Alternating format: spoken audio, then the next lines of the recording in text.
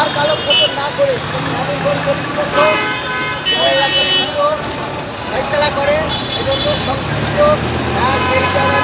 মন্ত্রণালয়ের সম্মানিত উপদেষ্টা নাহিদ ইসলামের প্রতি আমাদের দৃষ্টি থাকবে যে আপনারা আমাদের এই বিষয়টাকে এই মানবতা দিবস পালন যারা করছি 202 জন নয় 202টা পরিবারকে তারা আজকে ধ্বংস করেছে। অবিলম্বে এর সুষ্ঠু বিচার হোক এই প্রত্যাশায় আপনাদের মাধ্যমে আমরা আবেদনটা করছি। ধন্যবাদ।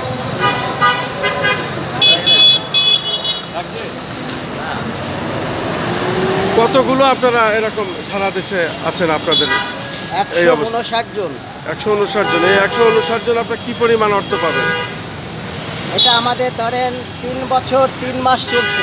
হ্যাঁ, 3 বছর 3 মাসের হিসাব করলে 3 বারং 39 মাসের বেতন, আমাদের অ্যালাউন্স, ইনক্রিমেন্ট, আমাদের যে একটা 5% প্রফিট বোনাস, সেটা ফেস্টিভ্যাল বোনাস, আমাদের বছরে যে 2টা বোনাস ইত্যাদি, কত অ্যামাউন্ট হবে সেটা ক্যালকুলেশন করেই বলতে হবে। আচ্ছা, তাহলে আপনার নাম বলেন এবং আপনারা। আমার নাম মোহাম্মদ শাহজাহান শাহ। এই সংগঠনের কি এটা? আমি এই গ্রামীণ ফোন, আমাদের একটা ইউনিয়ন আছে। আচ্ছা আচ্ছা আচ্ছা, সেই ইউনিয়নের আমরা মেম্বার সবাই। আচ্ছা আচ্ছা আচ্ছা, আমরা অ্যাক্টিভিস্ট। আপনাদের সকলের একই দাবি? আমাদের একই দাবি, একটাই দাবি আমাদের। আচ্ছা, আমাদের একই দাবি, চাকরি ফেরত চাই। চাকরি ফেরত চান। তা আপনাদের তো গ্রামীণ ফোনের এখন তো ডক্টর মোহাম্মদ ইউনূস সাহেব, উনি তো এখন তত্ত্বাবধায়ক সরকার প্রধান উপদেষ্টা এবং গ্রামীণ ফোনের উনি তো কর্ণধার।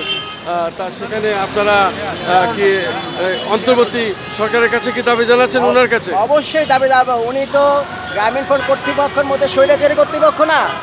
উনি দেশের একজন লরিয়েট, উনি আন্তর্জাতিক খ্যাতিসম্পন্ন একজন মানুষ, নোবেল প্রাইজ প্রাপ্ত। উনিও জানে যে বাংলাদেশের বিচার ব্যবস্থার কি হাল। কাজেই আমরা আশা করব উনি সদয় হবেন। উনি আমাদের গ্রামীণ ফোনের জাস্ট একজন শেয়ার হোল্ডার। উনি ম্যানেজমেন্টের যদি উনি থাকতেন আমাদের এই দশা হতো না। ঠিক আছে, ধন্যবাদ। অনেক ধন্যবাদ আপনাকে। আমরা শুধু দর্শক, আমরা দেখতে পাচ্ছি জাতীয় প্রেস ক্লাবের সামনে তারা এইভাবে ব্যানার খচিত অবস্থায় তারা সকলেই এখানে দাঁড়িয়েছেন, যারা সমস্যায় জর্জরিত। আমি দেখতে পাচ্ছি এই সমস্যার কথাটা তারা তুলে ধরেছেন ব্যানার এবং ফেস্টুনের মাধ্যমে। আমরা দেখতে পাচ্ছি ওনারা ওনাদের কর্মস্থলে ফিরে যেতে চান এবং তাদের যে টাকা পয়সা পাওনা আছে সেগুলোও তারা ফেরত চান।